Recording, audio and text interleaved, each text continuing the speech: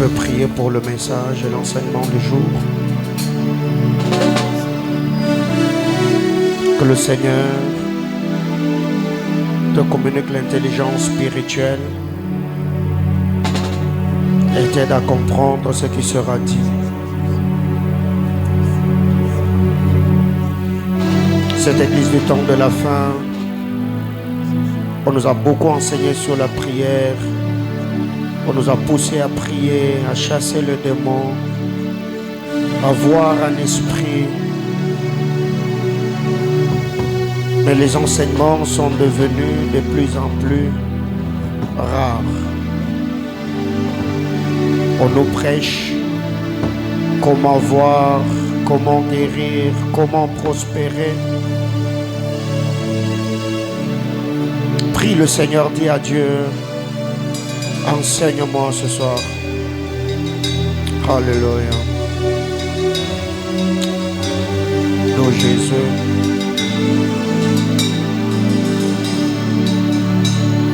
Attends tes buts ce soir, précieux Saint-Esprit.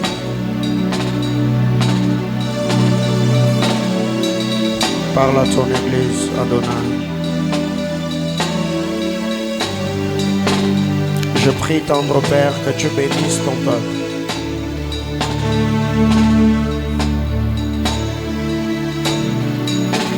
Précieux Père, dans le nom de Jésus,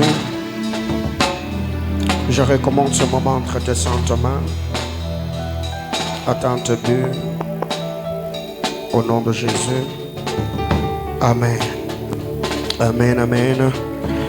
Je vous prie de reprendre vos places, s'il vous plaît. Pouvez-vous m'aider à saluer votre voisin? Communiquez la joie à la merveilleuse personne qui est à vos côtés.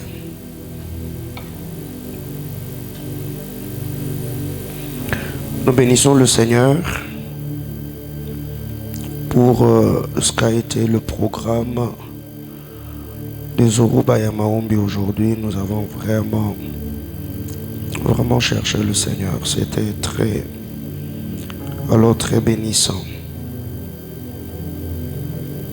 Amen, amen. Alors,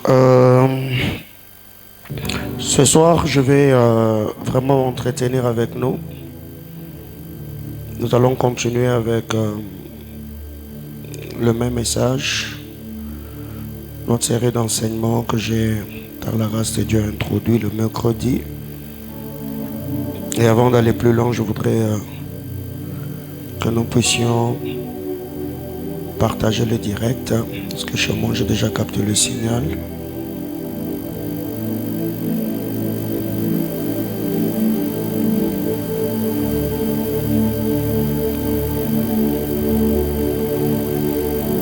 Afin de permettre à d'autres personnes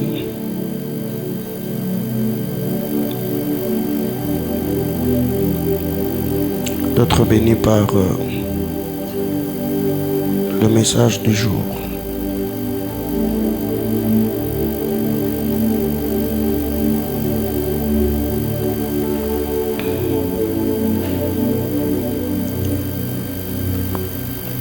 Est-ce que quelqu'un l'a fait?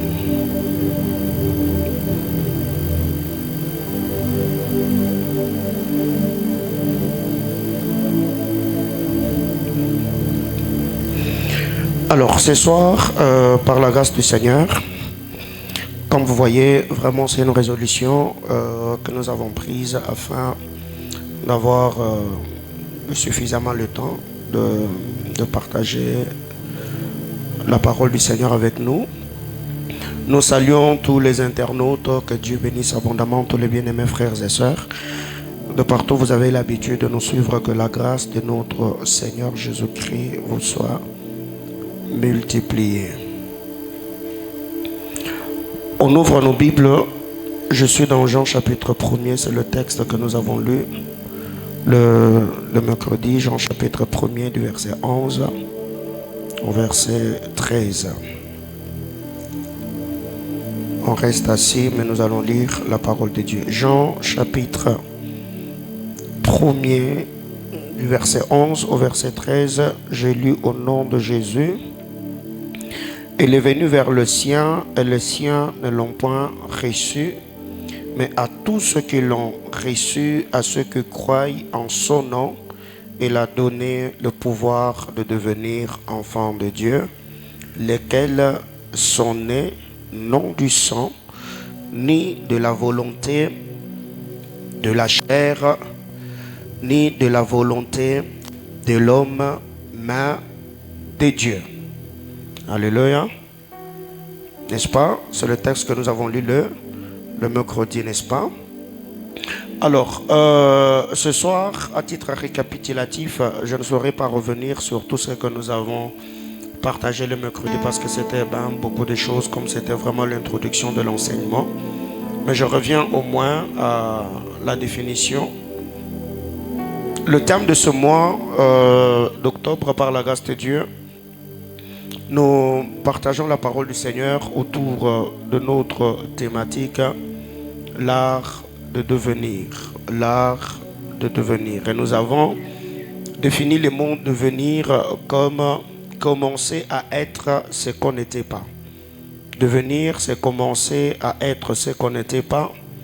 Devenir, c'est passer d'une situation, d'un état à un autre. Devenir, c'est commencer à être ce qu'on n'était pas. Passer d'une situation, d'un état à un autre. Devenir, c'est acquérir certaines qualités. Devenir, c'est acquérir certaines qualités.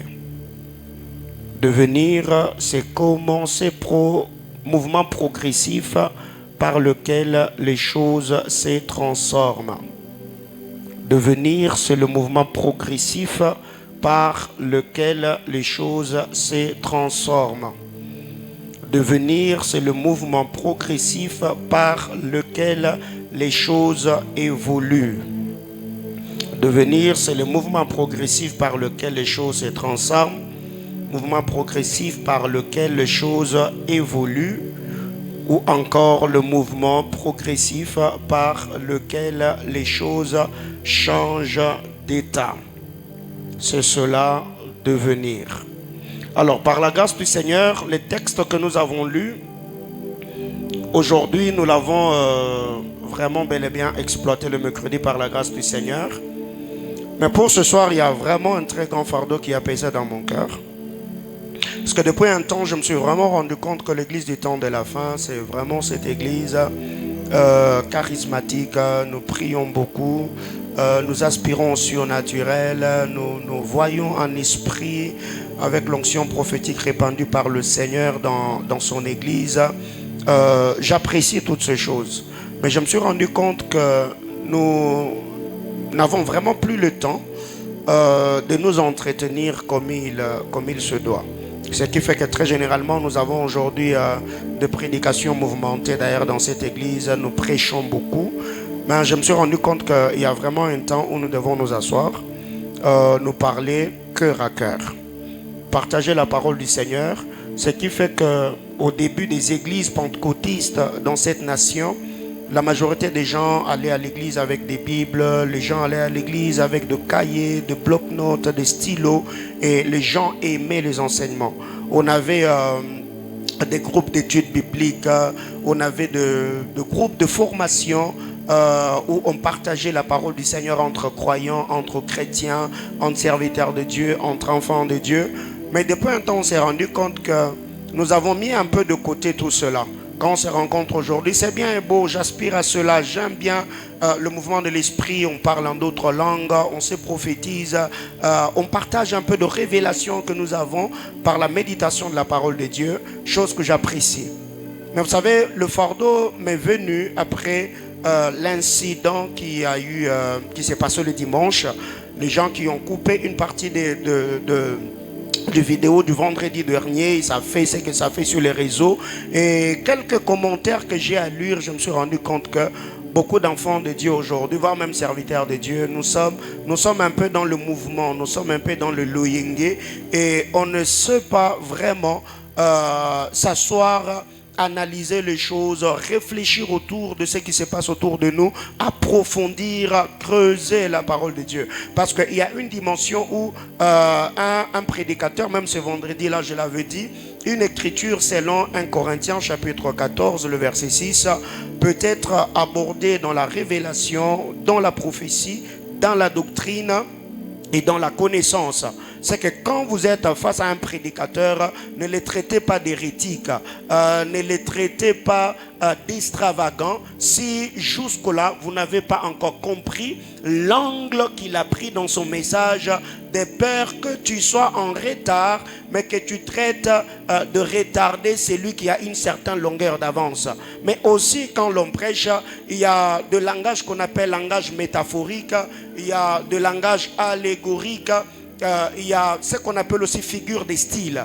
C'est que quand quelqu'un prêche, ne l'attaquez pas d'abord sans pour autant poser de questions. Peut-être pendant qu'il est en train de prêcher, il est juste en train d'utiliser un langage métaphorique, un langage allégorique ou encore les figures de style. Alors le fait déjà que nous n'avons pas toutes ces informations, nous attaquons, nous insultons et nous péchons contre ceux qui sont en train de prêcher la parole de Dieu selon la mesure de grâce et selon le couloir de leur appel. Que quelqu'un me dise Amen. Alors je devais vraiment nous fixer sur ce afin que nous puissions comprendre. Donc notre thématique, nous sommes en train de partager la parole du Seigneur autour de l'art de devenir. Et ici nous avons vu que devenir, c'est commencer à être ce qu'on n'était pas. Et quand vous lisez déjà la parole de Dieu dans Jean chapitre 1er, la Bible déclare, la parole est allée vers le sien. Ici on parle du bien-aimé sauveur, il est allé vers le sien.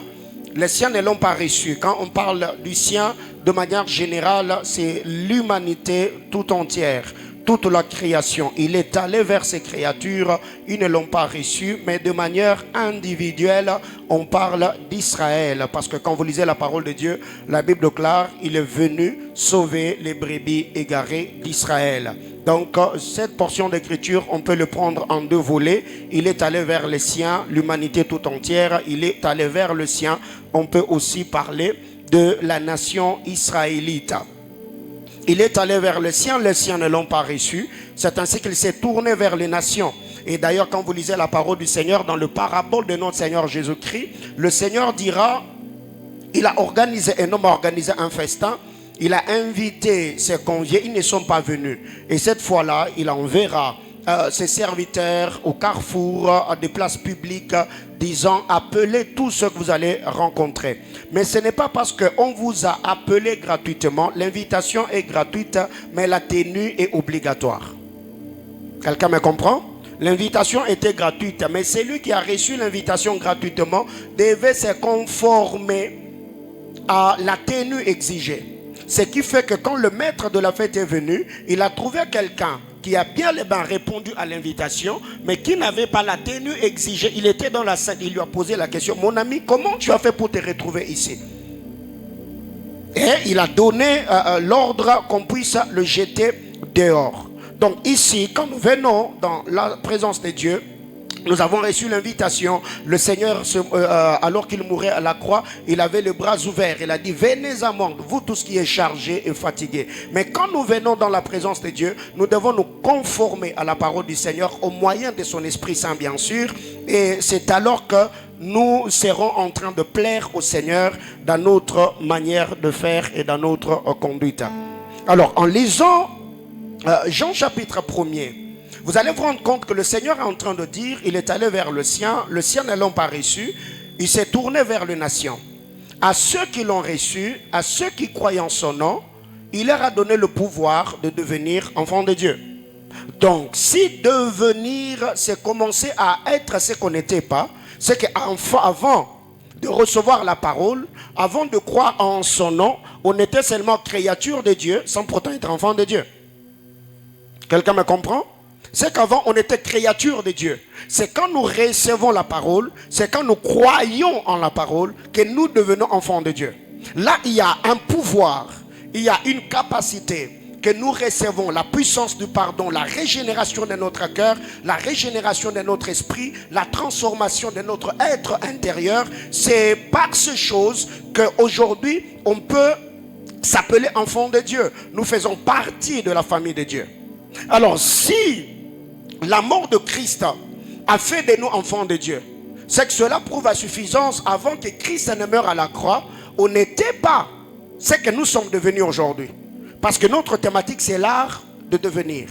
Or, devenir, c'est commencer à être ce qu'on n'était pas. Alors, si aujourd'hui on est enfant de Dieu, qu'est-ce qu'on était alors hier, avant qu'on devienne enfant de Dieu? Quelqu'un me comprend jusqu'ici? Qu'est-ce qu'on était alors hier? Aujourd'hui, tu t'appelles enfant de Dieu. Aujourd'hui, tu es chrétien. Aujourd'hui, tu as tout le privilège que nous avons. Guérison divine, bénédiction d'alliance. Nous avons le privilège où nous sommes bénéficiaires de toutes ces choses. Mais avant que nous devenions enfants de Dieu, qu'est-ce que nous étions alors hier? Colossiens chapitre 1er, le verset 21. Si ton voisin n'écrit pas, dis-lui, le vendredi prochain, il faut acheter un bloc-notes. Tu achètes la Bible. Dis-le lui, il ne faut pas qu'il t'intimide. Donc, tu achètes les bloc-notes, tu achètes ta Bible et tu viens écrire l'enseignement. Alléluia. Alors, nous allons lire la parole de Dieu. Colossiens chapitre 1er, le verset 21. Colossiens chapitre 1er, le 21e verset. La Bible déclare, et vous, même votre téléphone, même votre Bible électronique, vous pouvez ouvrir, ce n'est pas un péché. Et vous, qui étiez autrefois et pourquoi nous étions étrangers ennemis, la suite, hein? Et vos mauvaises, et maintenant, il a fait quoi? Il nous a réconciliés dans le corps de sa chair. Alors, l'art de devenir. Aujourd'hui, nous sommes enfants de Dieu. Aujourd'hui, nous sommes bénéficiaires de bénédictions d'alliance. Aujourd'hui, par l'Esprit de Dieu, nous crions Abba, Père. Le Saint-Esprit témoigne dans notre esprit que nous sommes enfants de Dieu. Là, c'est notre aujourd'hui. Mais notre hier, qu'est-ce qu'on était? Qu'est-ce qu'on était hier avant de devenir ce que nous sommes devenus aujourd'hui? Ce qui fait qu'aujourd'hui, la majorité d'enfants de Dieu n'arrivent pas à jouir de leur salut seulement parce que nous n'avons pas la vision panoramique ou nous n'avons pas la compréhension du plan architectural du salut. Comment le Seigneur a travaillé? Comment le Seigneur a commencé à faire les choses? Par où le Seigneur a commencé pour nous amener dans ce que nous sommes en train de vivre aujourd'hui? Alors quand le frère Paul écrit aux Corinthiens, aux Colossiens plutôt, l'apôtre Paul nous révèle ce que nous étions hier avant de devenir ce que nous sommes aujourd'hui. Premièrement, Paul dit, nous étions étrangers. Vous qui étiez autrefois étrangers. Et nous savons très bien, même sur le plan juridique, un étranger n'a pas le droit de jouir de la citoyenneté, n'est-ce pas? Il n'a pas certains privilèges. Il est étranger. Il n'a pas le droit de jouir de certaines choses. Et ici, nous voyons même ici chez nous, il y a cette commission que nous appelons ARSP et tout ce qui va avec. Il y a les autochtones qui réclament telle et telle autre chose par rapport au grand, au petit marché, tout ce qui va avec. Je n'entrerai pas dedans. Alors vous allez vous rendre compte que quand on est étranger, l'étranger n'a pas le droit légal. Il ne jouit pas de certaines choses. Il ne jouira pas de certains avantages. À titre d'exemple, prenons l'exemple de notre sœur Ruth.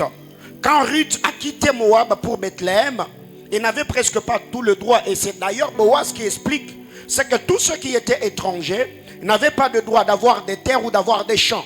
C'est qu'eux allaient glaner dans le champ des propriétaires. Ils allaient glaner dans le champ des autochtones. Ils allaient glaner dans le champ de ceux qui étaient citoyens de ce pays-là. C'est dans cette file d'idées que, dans cette optique, que Ruth s'est retrouvée dans les champs de Boaz.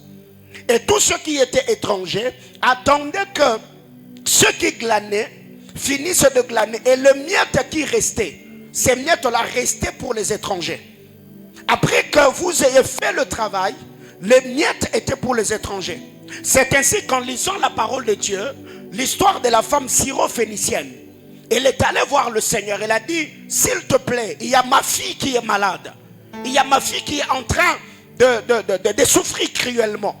Jésus dira, on ne donne pas les pains des enfants aux petits champs. Parce que les petits chiens sont des étrangers. Les petits chiens n'ont pas le droit d'avoir le pain. Mais j'aime la foi et l'intelligence spirituelle de cette femme. Cette femme va rétorquer en disant à Jésus, même le petit chien mange le miette qui tombe de la table de leur maître. Or, qu'est-ce qui différencie le pain et le miette? C'est la quantité, pas la matière. Quelqu'un me comprend? Et le pain et le miette, c'est la même chose, non? Mais seulement le pain est grand alors que les miettes sont petits.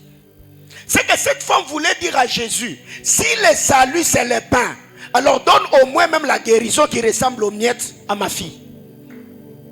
Et qu'est-ce que Jésus dira? Jésus va dire à cette femme, à ceux qui étaient là, même en Israël, je n'ai jamais vu une aussi grande foi.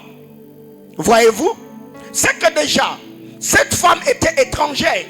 Jésus, j'ai dit bien Jésus, le sauveur, lui qui était venu pour sauver l'humanité, il dit à cette femme, on ne donne pas le pain des enfants aux petits champs. Alors c'est qu'un étranger ne jouissait pas au fait, n'avait pas le droit de jouir de tout ce qui était grâce, bénédiction, alliance et tout ce qui va avec. On va le voir dans les minutes qui suivent. C'est ce que nous étions autrefois, nous on était étrangers. Et deuxièmement, l'apôtre Paul dit nous étions ennemis. Vous qui étiez autrefois étrangers et ennemis. Et l'inimitié ici, ce n'est pas parce que nous étions d'abord le nation, non. L'inimitié ici, c'est basé au fait sur le péché du premier homme. Ce qui fait que la mort de Christ à la croix, Jésus est venu briser cette muraille qui nous empêchait d'avoir accès libre dans la présence de Dieu. Et d'ailleurs, quand vous lisez la parole du Seigneur, les jours où Jésus-Christ s'est écrié sur le bois de la croix, tout est accompli. Qu'est-ce qui s'est passé au temple? Est-ce que l'équipe de rein a disparu? Non. Est-ce que l'arche avait disparu? Non. La Bible déclare, le voile du temple s'est déchiré de haut en bas. Pourquoi ce voile s'est déchiré de haut en bas? C'est juste le Seigneur était en train de nous faire voir que c'était une période de transition. Ce que le sacerdoce qui venait d'entrer en jeu n'était pas le sacerdoce selon Aaron. Parce que quand dans les sacerdoces aaroniques, quand le souverain sacrificateur entrait dans le Saint des Saints, il ouvrait le voile du bas vers le haut. Mais quand Jésus meurt sur le bois de la croix, la voile ne s'est pas déchirée du bas vers le haut. Le voile s'est déchiré du haut vers le bas. Quand Aaron entrait dans le Saint des Saints, c'était le sacerdoce humain qui quittait du milieu des hommes en montant à la montagne de Sion. Ça veut dire en accédant à la sainte et glorieuse présence de Dieu. Mais quand Christ lui meurt, le voile va se déchirer de haut en bas. Comme pour dire, c'est lui qui vivait là-bas, c'est lui que vous alliez chercher, c'est celui qui a quitté, comme la pierre de Daniel, qui a quitté la montagne sans le secours d'aucune main, pour venir s'imposer et s'installer comme une grande montagne parmi les humains. Est-ce que quelqu'un comprend ma démarche jusqu'au-là? C'est que nous étions ennemis. Et c'était nos péchés. Déjà, d'ailleurs, l'apôtre Paul est en train de bien expliquer vos mauvaises œuvres et vos mauvaises pensées. Je ne parlerai pas des œuvres et de la pensée faute de temps. Mais vous allez vous rendre compte au moins. Déjà, ici, nous sommes qualifiés comme étrangers et ennemis. Donc, avant de devenir enfants de Dieu, hier nous étions étrangers, hier nous étions ennemis. Paul ne s'arrête pas là. Paul va chez les Éphésiens. Éphésiens chapitre 2, le verset 12. On peut lire Éphésiens chapitre 2, le 12e verset. Aux Éphésiens, l'apôtre Paul dit ceci. Souvenez-vous que vous étiez. Retenez très bien ici, tout ce que Paul dit, il est toujours en train de le dire au passé. Paul ne dit pas que vous, nous sommes. Non, non. Il dit souvenez-vous. N'ayez pas une mémoire courte. Souvenez-vous que vous étiez en ces temps-là. 1. Sans Christ. 2. Privé du droit de cité en Israël. 3. Étranger aux alliances de la promesse. 4. Espérance. Sans espérance. 5. Sans Dieu. Ça, c'est ce que nous étions autrefois. Donc, dans l'art de venir, c'est un processus. C'est un travail que le Seigneur a fait. N'oubliez surtout pas que nous allons revenir un moment dans Colossiens chapitre 1er, le verset 21. Paul va dire cette fois-là, nous étions sans Christ. Christ dont il est question ici, c'est le Messie. Or, quand Moïse a parlé, Moïse a dit, le Seigneur suscitera du milieu de vous un autre prophète comme moi et écoutez-le. Or, nous savons très bien que Moïse étant le prophète suscité par le Seigneur, Dieu avait suscité Moïse pour la libération ou la délivrance du peuple. De la main des Égyptiens, bien sûr. Afin de les amener à Canaan, la terre promise. Et Jésus-Christ, quand il est venu, c'était pour nous délivrer de la loi du péché et de la mort, afin de nous ramener dans une parfaite communion, une intimité profonde avec le Seigneur. Le paradis et ainsi la nouvelle Jérusalem céleste. Ce que nous devons comprendre ici, le rôle du Messie, nous en ces temps-là, on était sans Christ, sans le Sauveur. Ce n'est pas qu'on n'avait pas de Dieu, on avait le Dieu de bois, on avait le Dieu de pierre, on avait le Dieu de nos parents, ainsi de suite. Mais nous étant des nations, nous étant ennemis, nous étant étrangers, on était sans Christ. On était sans Messie. N'est pas avoir de Christ ou avoir de Messie, c'est avoir en fait une voix prophétique qui peut vous montrer le chemin du salut. Parce que quand vous lisez Ésaïe, Ésaïe nous dit, voici la voix qui crie. Et la voix a pour mission de faire quoi? De nous montrer le chemin. Suivez ce chemin. La voix est en train de crier. Et quand l'apôtre Paul parle aux Éphésiens, Paul dit, cette fois-là, souvenez-vous que vous, autrefois, vous étiez sans Christ. On n'avait pas de Messie, nous, les nations. Parce que la promesse messianique n'était pas faite aux nations. La promesse messianique était faite à Israël. Est-ce que quelqu'un me comprend jusqu'ici? Une autre chose. Paul nous dit, on n'avait pas le droit de citer en Israël. Et ça renvoie à ce qu'il a dit aux Colossiens, que nous étions des étrangers. On n'avait pas le droit de citer. Et ici, quand on parle d'Israël, ce n'est pas seulement le Israël physique, mais c'est aussi l'environnement spirituel, ou la plateforme spirituelle, ou la bénédiction d'alliance transitée. Nous, on n'avait pas le droit de citer. C'est que nous étions là. Le Messie était dans l'enclos. C'est là que son ministère s'exerçait. C'est là que son autorité se manifestait. Mais nous étions des brebis, comme des brebis égarés, des brebis errants. Chacun suivait sa voie, c'est ce que la Bible déclare. On était comme des brebis égarés. Chacun suivait sa propre voie. Alors quand la Bible déclare que nous étions sans Christ, privés des droits de citer en Israël, parce que nous, on n'avait pas le droit d'appeler Dieu notre Père. Ça allait commencer par où? Par quel mécanisme? Par quel miracle? Et quiconque plutôt comprend l'œuvre salvatrice de la croix et ce que Jésus-Christ a fait pour qu'aujourd'hui nous soyons appelés enfants de Dieu, tu verras que même dans ta manière de servir le Seigneur, tu le serviras avec crainte et tremblement. Parce que tu comprendras que ce que je suis devenu aujourd'hui, l'identité d'enfant de Dieu que j'ai aujourd'hui, il y a quelqu'un qui en a payé le prix pour que moi je devienne ce que je suis devenu. Est-ce que quelqu'un me comprend jusqu'ici? 1. On était sans Christ. 2. On n'avait pas le droit de citer en Israël. 3. On était étrangers aux alliances de promesses. Parce que ce promesse, le Seigneur avait fait la promesse à Abraham, Isaac et à Jacob. Nous, on était étrangers. Ce qui fait même que pour que Ruth devienne participante et candidate éligible aux bénédictions d'alliance, Ruth devait se greffer. On en a déjà parlé. Elle a dit à Naomi, ton Dieu sera mon Dieu, ton peuple sera mon Dieu, mon peuple. Où tu iras, j'irai. Où tu mourras, je mourrai et je serai enterré. Cela était une forme de renoncement. Elle était au fait en train de renoncer à ses parents, à ses dieux, à ses terres. Elle s'est greffée aux bénédictions d'alliance. C'est ainsi qu'elle est devenue éligible ou participante aux bénédictions abrahamiques. Nous, en ces temps-là, on était étrangers aux alliances de promesses. C'est pourquoi même Jésus a dit à la femme syrophénicienne, on ne donne pas les paix des enfants aux petits champs. Autrement dit, ces choses ne sont pas pour vous. Ces choses sont réservées uniquement aux enfants d'Israël. Est-ce que quelqu'un me comprend? Ok. Rentrons dans l'histoire, la sortie d'Israël.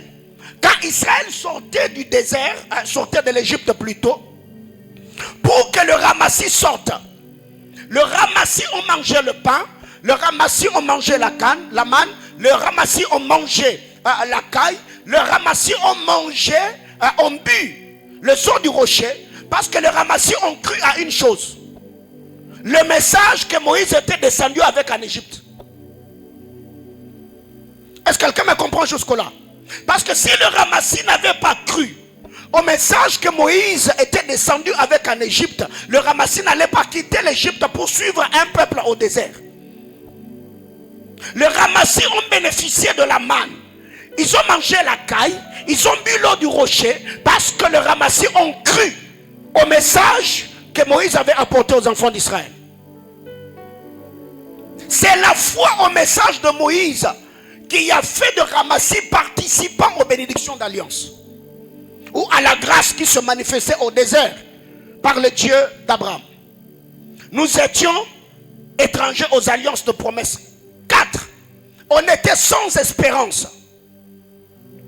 Et ici, Israël avait l'espérance messianique. Et cette espérance continue jusqu'aujourd'hui. Parce que tout est peint dans le livre d'Apocalypse. En ce temps-là, ils crieront vers celui qu'ils avaient percé. Ils ont cette espérance.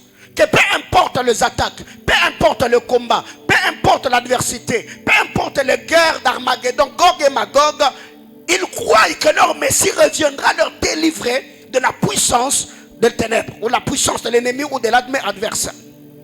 Et ils avaient l'espérance parce que le Seigneur avait parlé par le Père Abraham, le Seigneur avait parlé par leur Père le prophète. Mais nous, on n'avait pas d'espérance parce que nous, on n'avait pas de Messie. Est-ce que quelqu'un me comprend jusqu'ici? Si aujourd'hui tu espères en quelque chose, c'est parce que Christ est mort sur le bois de la croix et sa mort, il t'a réconcilié avec son Père et tu es devenu enfant de Dieu. Est-ce que quelqu'un comprend jusqu'ici?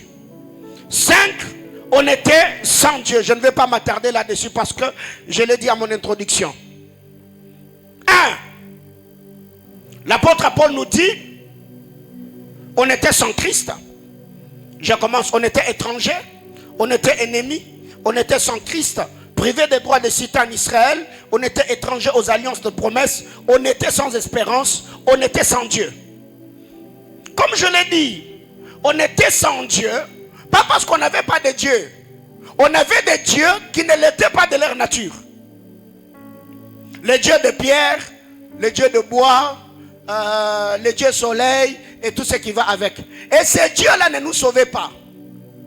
C'est les dieux taillés par nos propres mains. Et d'ailleurs aujourd'hui, il y a même, malgré que l'évangile s'est répandu, il y a des coins et des recoins où on adore encore certaines divinités, n'est-ce pas?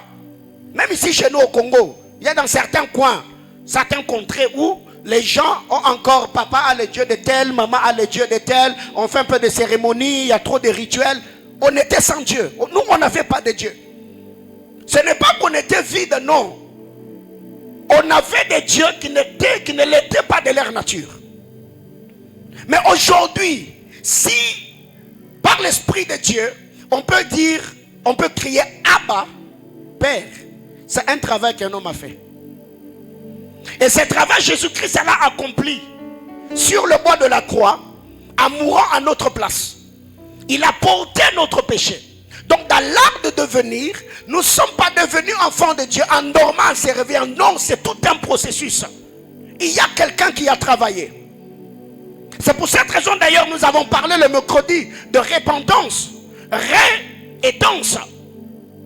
C'est que quand Dieu fait ce travail dans notre cœur, dans notre esprit, quiconque a une vision panoramique du salut, quiconque a une vision globale du plan architectural du salut, cette personne servira Dieu avec crainte et tremblement.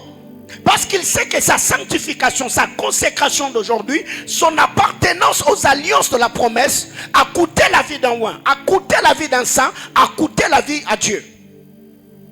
Est-ce que quelqu'un est là? Ok, tu vas me comprendre. Romains chapitre 11, le verset 17. Romains chapitre 11, le 17e verset.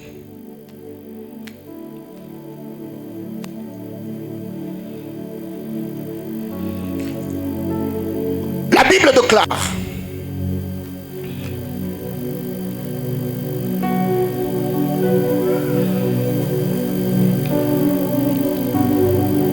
qu'est-ce qui est écrit? Mais si quelques-unes des branches ont été retranchées, et si toi qui étais un olivier sauvage, tu as été greffé à leur place et rendu participant de la racine nourricière de l'olivier. Ici l'apôtre Paul, quand il va chez les Romains, il va encore nous traiter des oliviers sauvages. On est des oliviers sauvages. Pour que l'on arrive à bien se comprendre. Une brebis,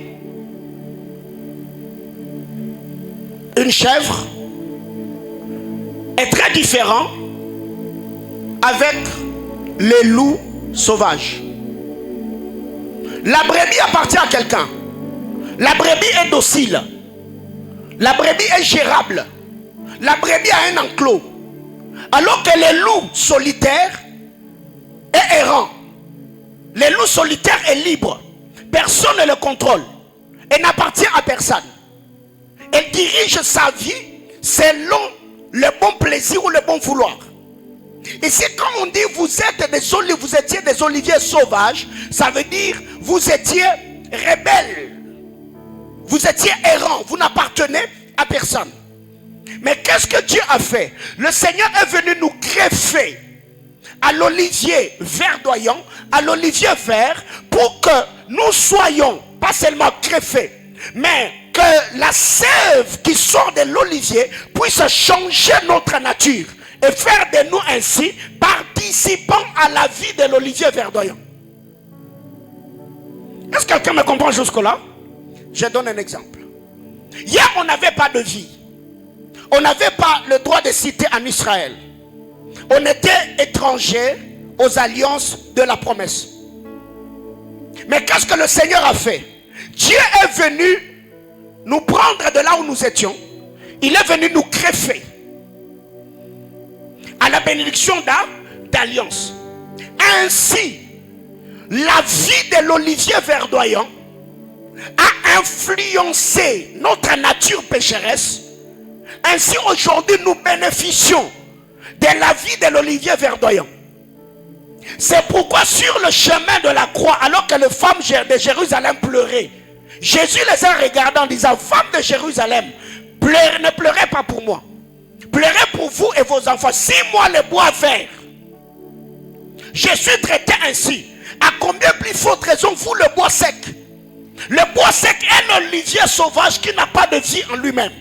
Mais pour que cet olivier vive, l'olivier doit être coupé et greffé à l'olivier verdoyant, afin que la sève de l'olivier verdoyant puisse influencer la vie de l'olivier sauvage.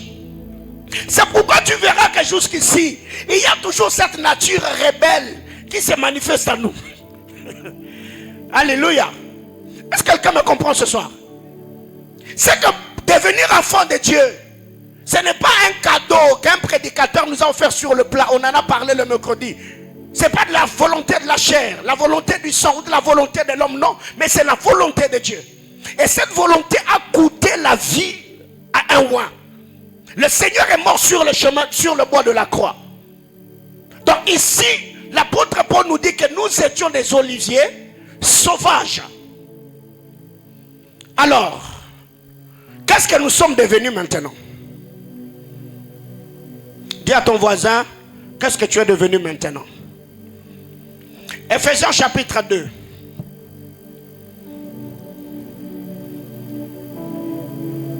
J'aime le Seigneur et cette belle œuvre accomplie sur le bois de la croix. Ephésiens chapitre 2, le verset 13, nous lisons. Mais maintenant, ok, mais quand? Maintenant. Le maintenant remplace le quoi? Le autrefois. Est-ce que quelqu'un comprend? Autrefois, on était étranger. Autrefois, on était Olivier Sauvage. Autrefois, on était étranger aux alliances de promesses. Autrefois, on était ennemis. Autrefois, on n'avait pas le droit de citer en Israël. Autrefois. Mais, maintenant.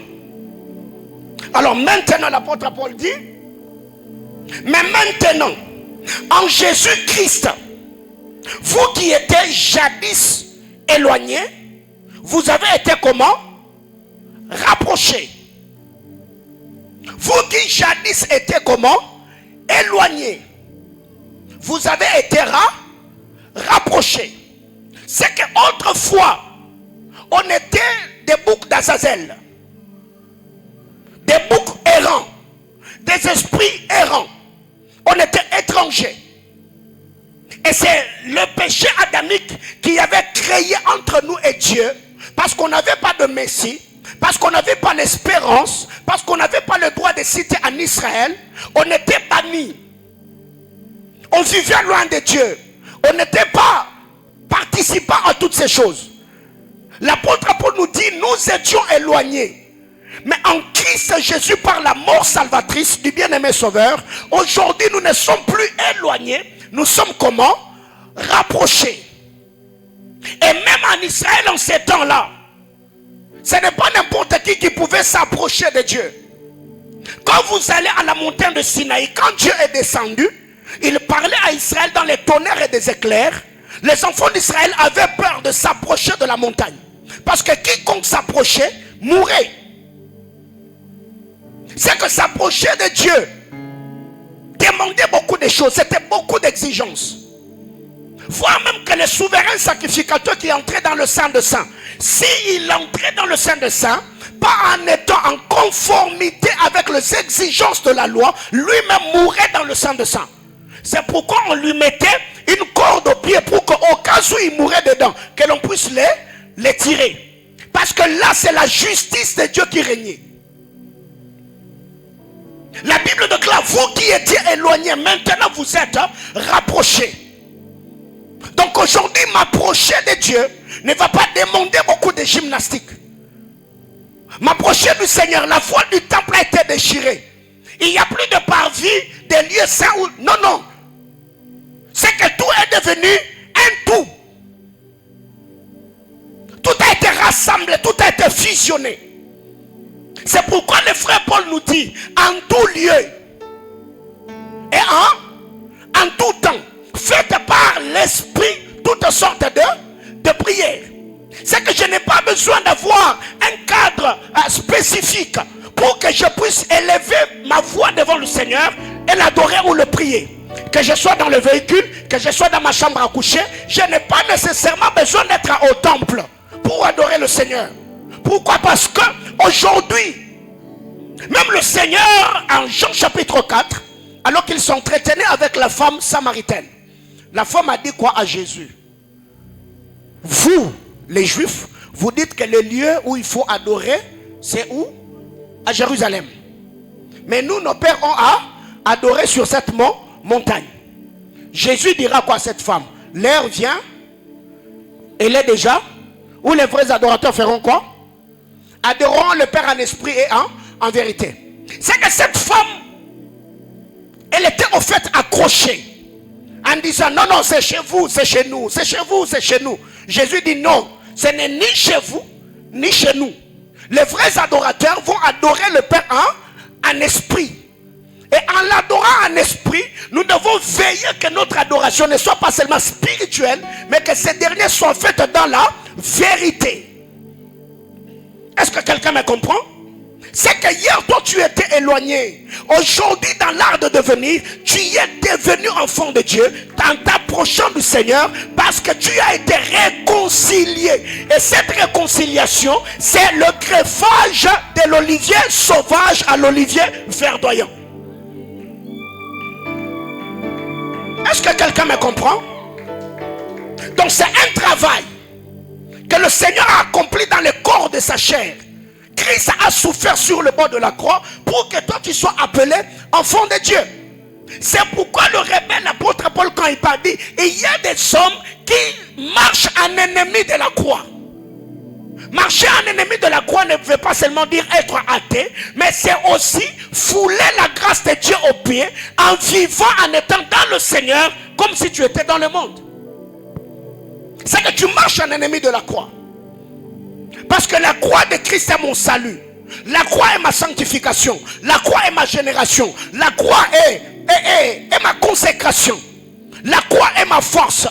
Mais si déjà toi qui es sauvé, tu continues à te comporter comme si tu étais dans le monde, tu te comportes ou tu marches en ennemi de la croix, parce que nous ne voyons pas l'impact de ce travail dans ton âme et dans ta conduite. Que quelqu'un me dise amen. Alors, nous avons été rapprochés par le sang. Mais aussi le verset 19, toujours d'Éphésiens chapitre 2, la Bible déclare ainsi donc.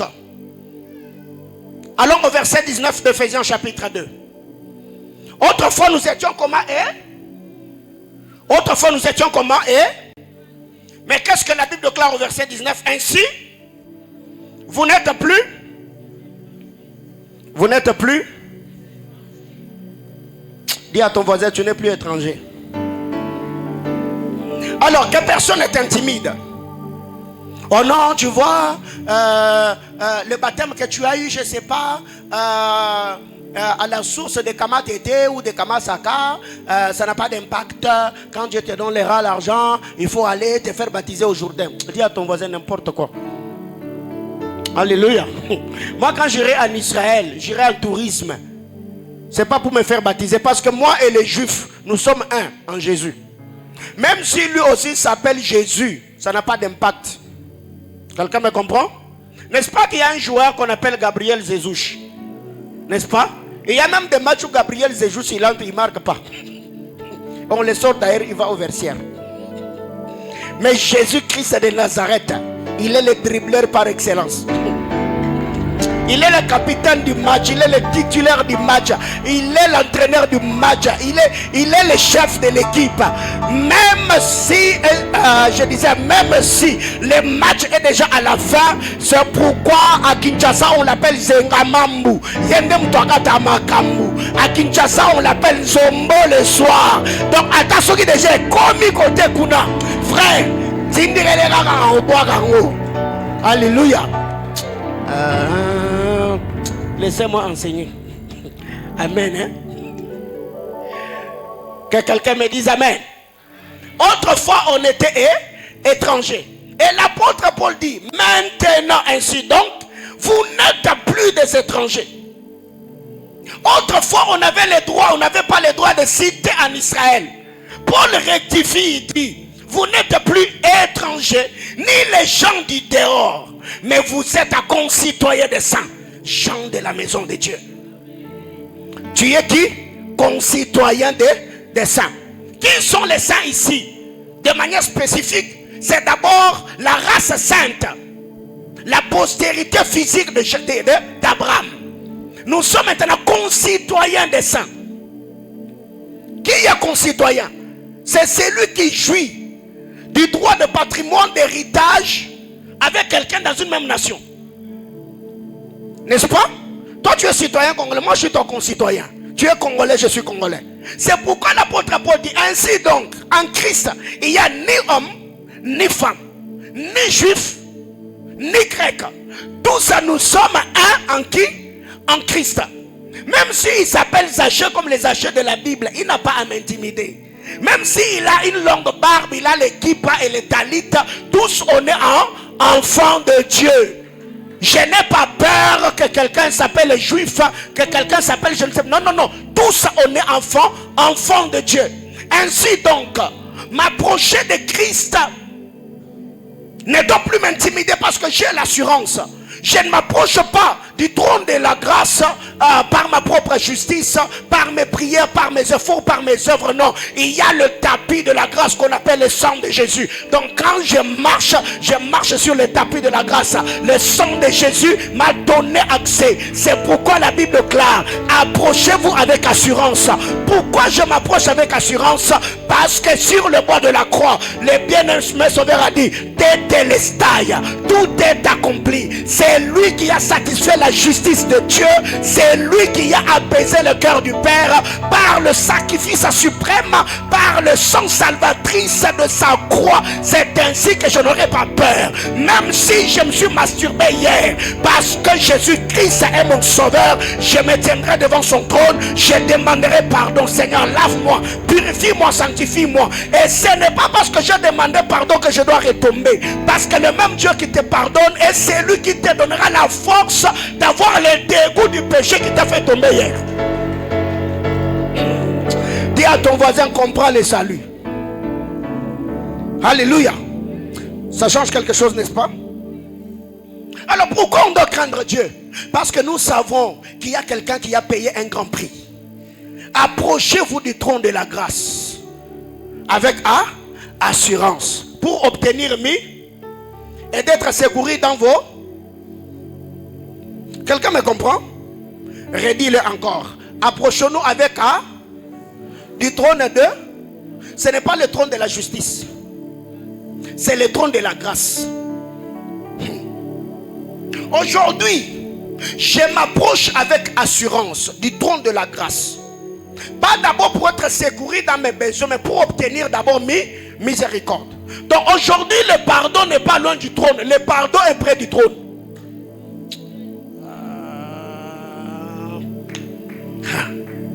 Si Satan te fait croire que parce que tu as péché, tu ne dois pas aller à l'église, c'est un menteur.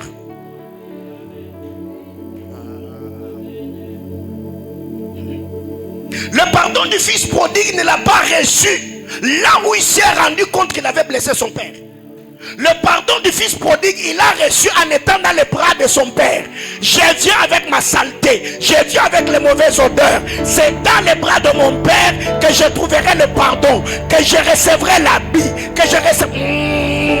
J'ai envie de dire à quelqu'un, tu as perdu l'onction, tu as perdu la grâce. C'est dans la maison de Dieu que le Seigneur te récompensera. J'étais en train de dire à quelqu'un, toi tu es parti, le Père n'a pas brûlé ta garde-robe, il n'a pas brûlé tes robes.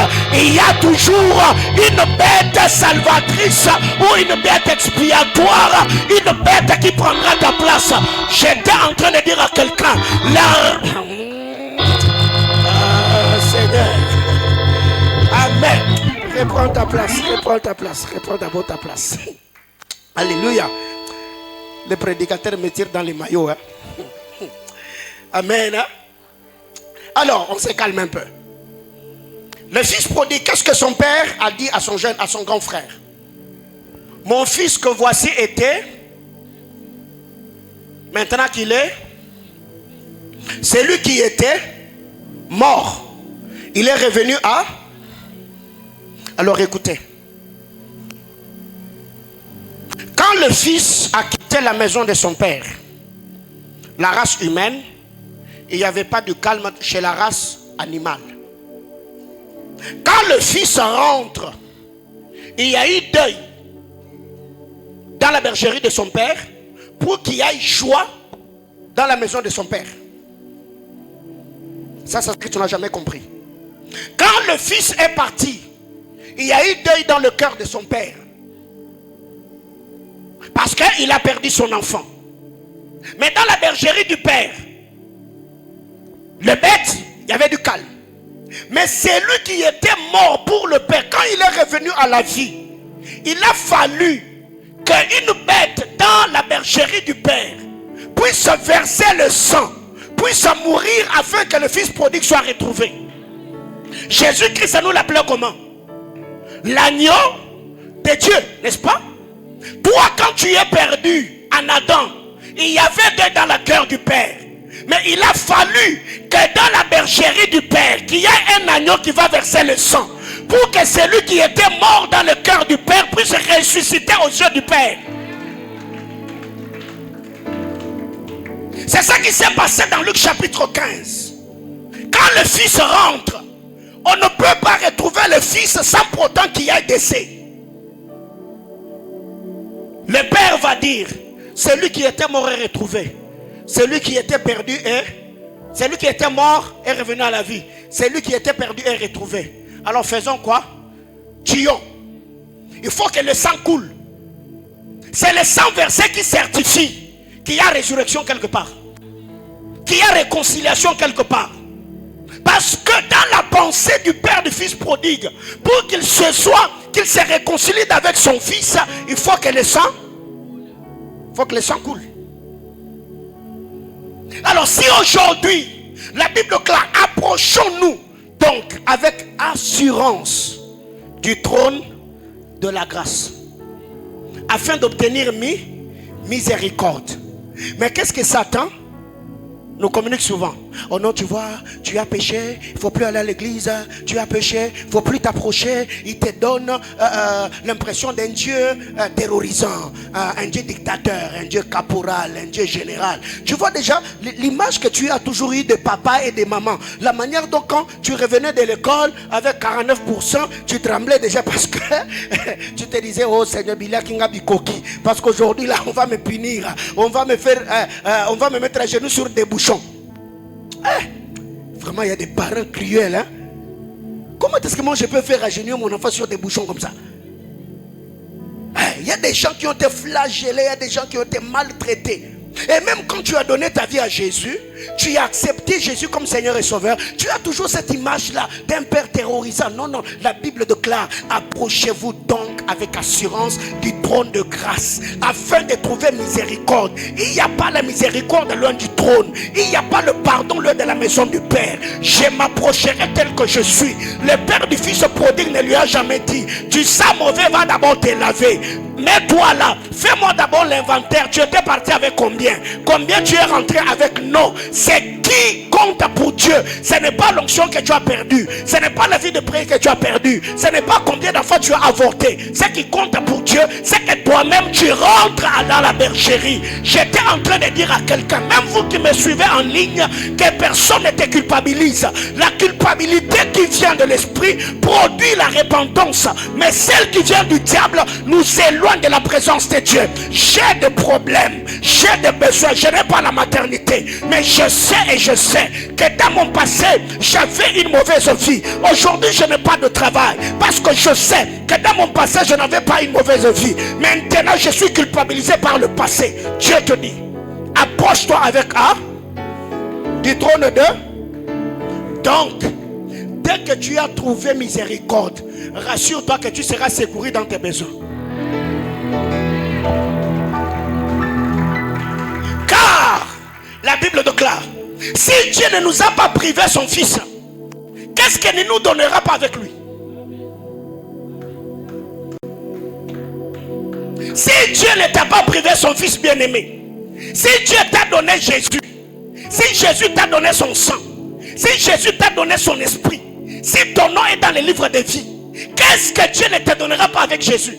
Donc Jésus est la vase qui contient tout ce dont nous avons besoin. Jésus est le récipient. Parce que quand tu le reçois, le salut de Christ est un salut holistique. C'est un kit complet. Il y a la guérison, il y a la maternité, il y a la régénération de l'âme, il y a la richesse. J'étais en train de dire à quelqu'un, approche-toi du trône de la grâce avec assurance, afin de trouver miséricorde et d'être secouru dans tes besoins. C'est pourquoi nous sommes de ceux qui croient. Quand Dieu pardonne mes péchés, le Seigneur me prendra en charge et me donnera tout ce dont j'ai besoin. Approchez-vous donc avec assurance. Parce que très généralement, nos manques du présent on essaie toujours de les justifier par nos erreurs du passé. Peut-être ce qui m'arrive, c'est parce que dans le passé. Peut-être ce qui m'arrive, c'est parce que j'avais fait. Ce qui m'arrive, peut-être parce que j'avais dit. Ce qui m'arrive, non. Dieu te dit, approche-toi avec assurance du trône de la grâce. Pourquoi je dois m'approcher avec assurance? Pas seulement parce que Jésus a accompli cette belle œuvre sur le bord de la croix, mais c'est lui qui est mort sur la croix. Il est celui qui est assis à la droite de Dieu le Père intercédant pour toi. Donc toutes les fois où les pères te regardent d'une certaine manière, Jésus dit, viens, Kaboto. Quand il se retourne, il brandit la main. Tu vois le marque de clou? Je suis mort pour lui. Approche-le, laisse-le approcher. Ce qui fait que très généralement, même quand nous péchons, la justice de Dieu nous repousse, mais l'amour de Dieu nous attire.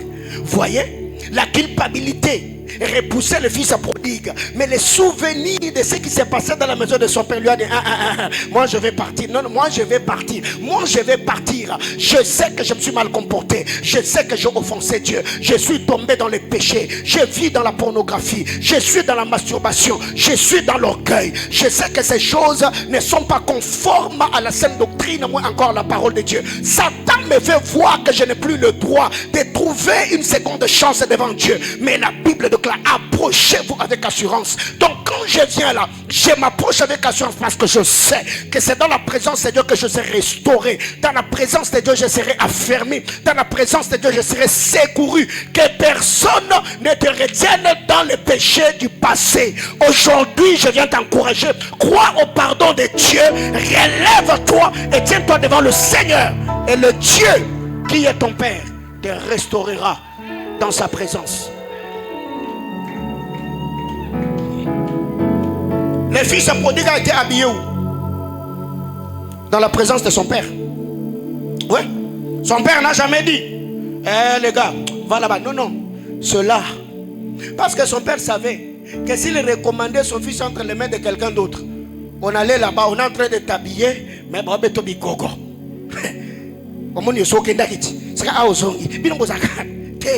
c'est là. Vous allez l'habiller là-bas. Non, là dans la présence de Dieu. Ça rejoint l'histoire de Josué, le sacrificateur. Dieu a dit, enlevez-lui les habits sales dans la présence de Dieu. Mettez-lui le ruban en or sur la tête dans la présence de Dieu. J'étais en train de dire à quelqu'un, tout ce que tu as perdu là, Dieu te restaurera où ça? Dans sa présence. Le fils prodigue était habillé devant son père. Il a reçu l'autorité devant son père. Il a reçu la tunique devant son père. Il a reçu les sandales devant son père. Parce que si je suis habillé devant mon père, aucun de ses serviteurs ne me jugera parce que je serai déjà maître. Donc quand Dieu te restaure, les démons ne peuvent plus te déranger parce que tu es fils du grand roi. Si déjà Dieu m'a pardonné, qui êtes-vous pour venir me juger? Si Dieu est déjà arrangé avec mon père, toi qui es-toi pour venir me condamner, me rappeler mes péchés du passé? C'est pourquoi ses pères avaient compris. S'il y a le seul endroit où je peux sécuriser cet enfant, c'est lui donner ce qu'il a perdu quand il a quitté ma maison. Bien-aimés frères, je vais m'arrêter là pour ce soir. Nous avons été rapprochés. Nous ne sommes plus étrangers ou les gens du dehors. Mais nous sommes concitoyens des saints, gens de la maison de Dieu. Alors qu'est-ce que nous devons retenir pour chuter? Quand vous lisez les épîtres de Paul, vous allez comprendre que l'apôtre Paul, c'est un homme qui nous a présenté le salut de manière détaillée. Paul nous a d'abord montré ce qu'on était hier. Il nous présente également ce que Christ a fait sur le bord de la croix pour que nous devenions ce que nous sommes devenus aujourd'hui. Alors qu'est-ce que je voulais ce soir dire à l'église? L'art de devenir. Je t'ai montré d'abord ce que tu étais autrefois et ce que tu es devenu aujourd'hui. Pour te faire voir que ce que tu es aujourd'hui, ça a coûté la vie à un homme. Jésus est mort sur le bord de la croix. Il a versé son sang. Je ne sais pas qu'est-ce que ça vous fait quand vous lisez cet épisode de sa crucifixion, commençant d'abord à Gethsemane. Il était tellement en train de prier, agonisant, jusqu'à ce que sa sueur s'est transformée en grumeaux de sang. Certains commentateurs ont dit que les veines avaient éclaté. Ce qui fait qu'au lieu que la sueur sorte, c'est le sang qui sortait. Christ a porté sa croix. Même Simon de Cyrène n'a pas pu. Jésus a porté sa croix. Pourquoi? Pas parce qu'il était brigand. Pas parce qu'il était méchant. Parce qu'il n'avait pas volé. Pas parce qu'il avait cambriolé une maison. Lui qui était juste, lui qui était sanctification, il s'est fait pécher pour que moi qui étais péché, je devienne sanctification. Dès que je comprends dans l'art de devenir, je suis devenu saint, pas par mes propres efforts.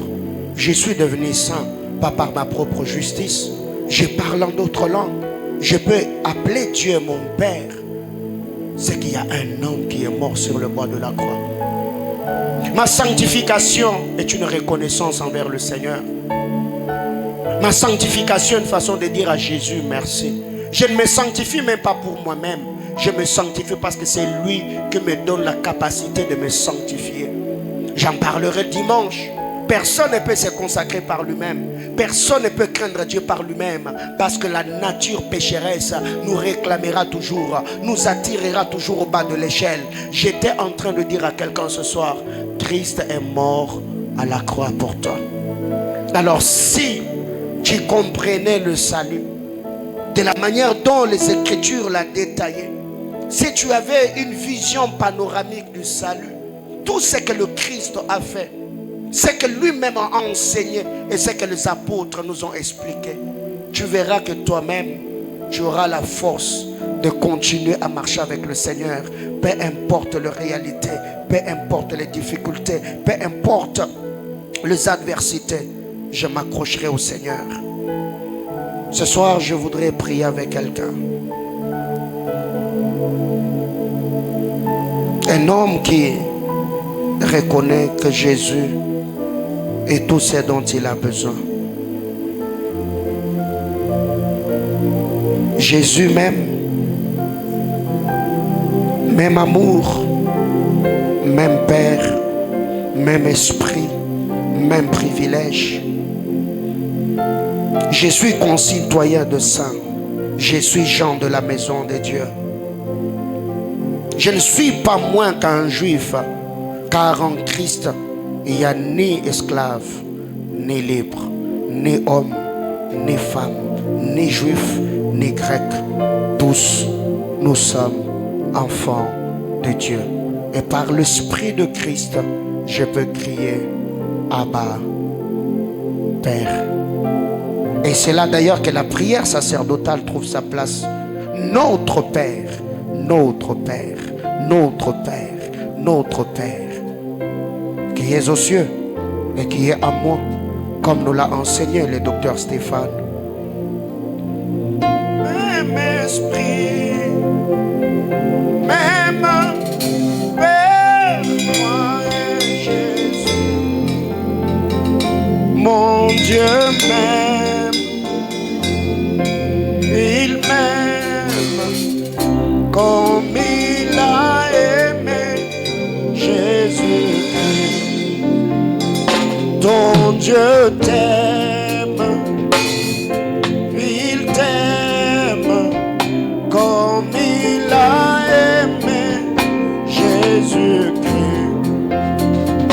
Même amour, même esprit, même Père, moi et Jésus. Même amour,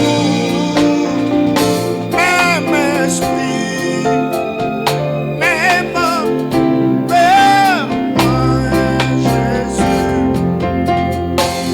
Olingo.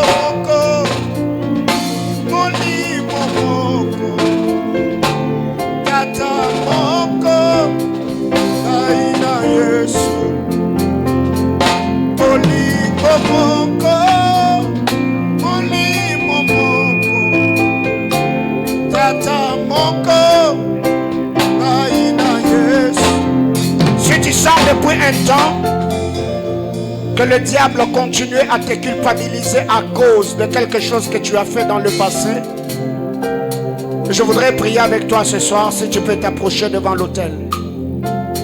Tu sens que depuis un temps, toutes les fois où tu veux aller loin, le diable utilise ta conscience. Il réveille tes pensées pour te dire, toi tu ne peux pas, parce qu'il y a telle et telle autre chose que tu as à faire. Si tu es là, ne te gêne pas. Approche-toi, nous allons prier ensemble, afin de faire taire la voix de l'ennemi dans ton cœur. Même amour, même esprit, même Père, moi et Jésus, nous partageons le même amour, même esprit, même Père, moi et Jésus. Bolingo moko, bolingo moko, tata moko, taina Yesu. Bolingo moko, bolingo moko, tata se moko, taina Yesu. Bolingo moko, tata se moko, bolingo se moko, taina Yesu. Dieu te chérit comme il a chéri le Christ.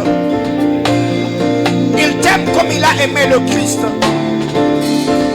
Tu as du prix à ses yeux. Maradona Bachata Labaya.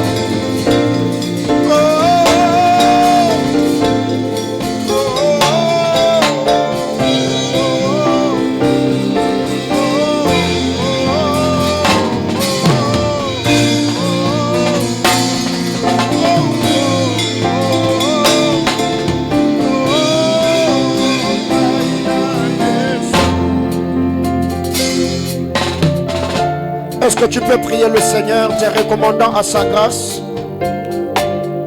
Tu dis à Dieu, Seigneur, je prie que tu me relèves. Que le diable ne trouve plus une brèche dans mon cœur, dans mes pensées.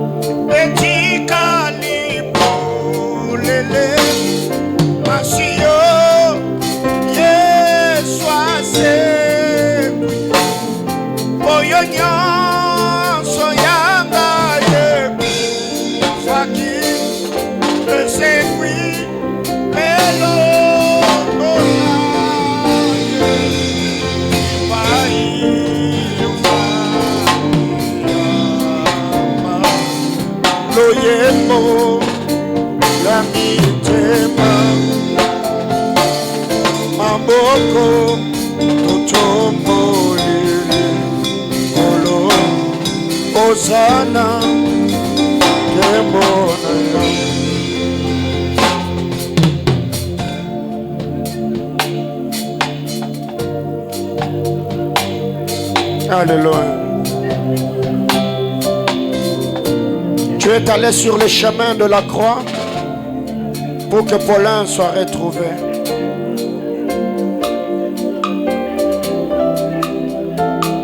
Comme ce berger qui a pris les 99 brebis, il est allé le placer à la montagne, à un endroit sûr. Il est redescendu juste pour la seule brebis qui était égarée. Qui pouvait me regarder, qui pouvait me considérer, qui pouvait m'aimer, qui pouvait me faire grâce, qui pouvait m'approcher, qui pouvait m'admirer si Jésus n'était pas venu.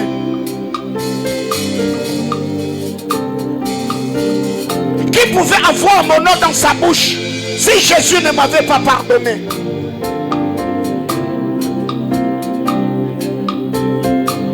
Tu m'aimes d'un amour inconditionnel.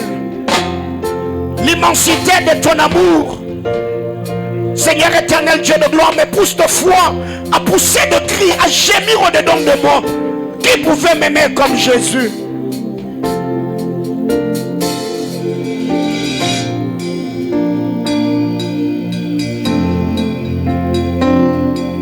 Aye kopesa nga bomoi.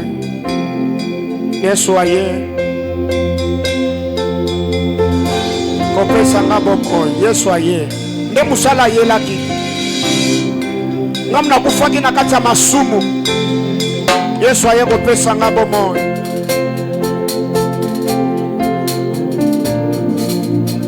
Aya okangola ngai, aya kosimola ngai. Yesu akinde kosankisa ngai, mokele akinde kobulisa ngai. Yesu akinde kopetola ngai. Yango na pokwa lelo motema nangeza kongumbamela yo. Na pokwa lelo motema nangeza kotonda yo. Na pokwa lelo motema nangeza kosanjola. Motema nange kokumisa, motema nange kopambola, motema nange kotombola mwana na mpate. Ondimaki nzambe kokufa na ngomba Golgota. Nzambe na ekulusu ponga na santisa, ponga na bulisa, ponga na petola, ponga na benga mwana na nzambe. Mokeli okumisa, mokeli osanjolama, mokeli onetolama, mokeli opambolama. Nazo reconnaître misala bonzambe na bomoto na ngai. Nazo reconnaître misala na bonzambe na motema na ngai. Zela na bila kotambola tina asho na omi nango. Yo no simbanga, yo no pesanga molende, yo no pesanga makasi. Atami pepe, atami tumba sanjola. Sanjola kuna na ekulusu. Yesu atakisaki makila. Nana komi mwana na nzambe.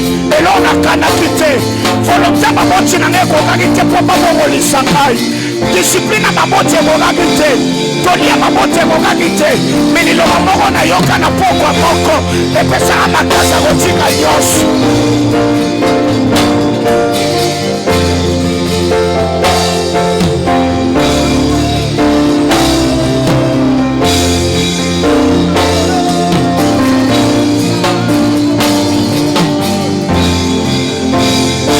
Mabiki sinambai yango yela kinga na samokili otika nkembo na lola sanjola kuna na ekulusu. Yesu atangisaki makila mpona koma mwana na nzambe. Naza kosanjola kuna na ekulusu. Yesu alikabaki mbeka ponga na koma moumbu na nkolo na pokwa lelo tila na sanjola sanjola.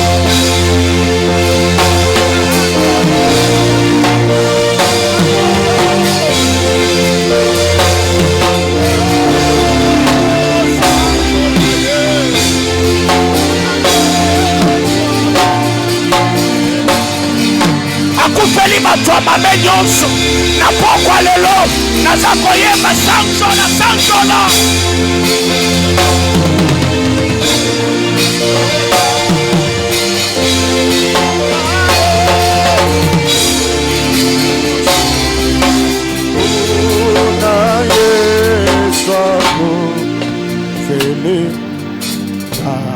Atoma kenyoso sanjola sanjola sanjola ona ekulusu sanjola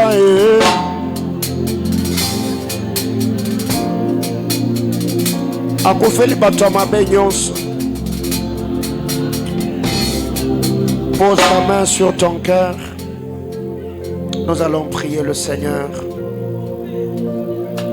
Dieu de toute grâce, genoux à terre devant ton trône, je prie ensemble avec mes frères et sœurs. Tu as payé le prix suprême sur le bois de la croix. Et c'est toi qui as satisfait les exigences du Père.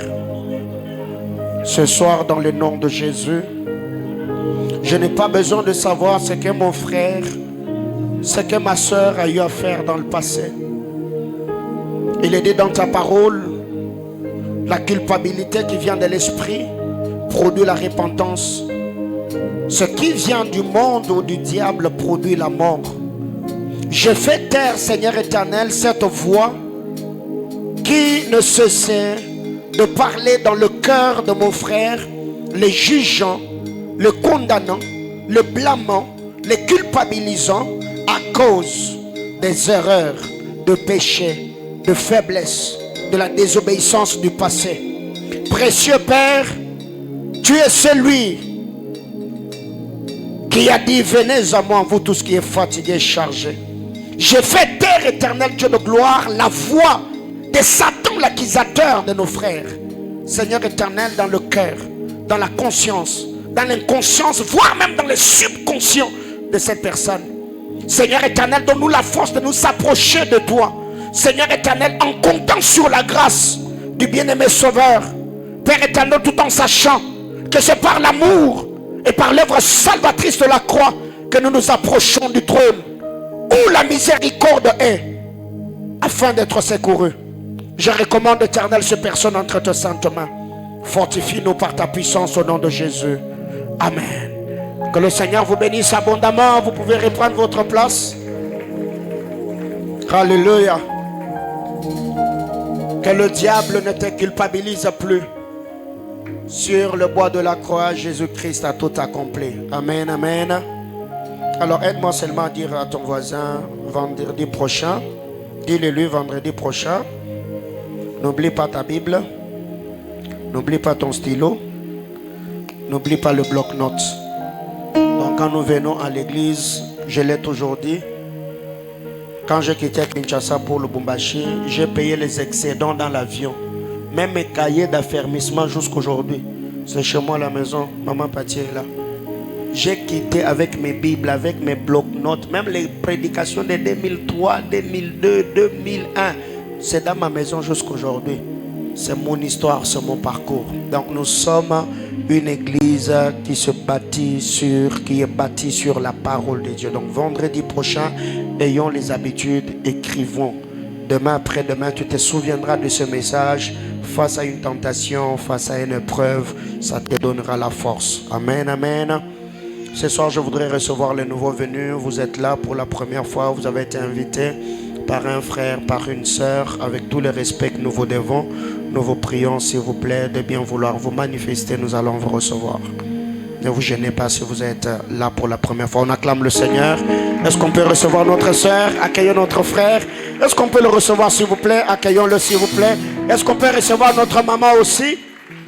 Est-ce qu'on peut la recevoir? Elle est devant vous, elle est derrière vous.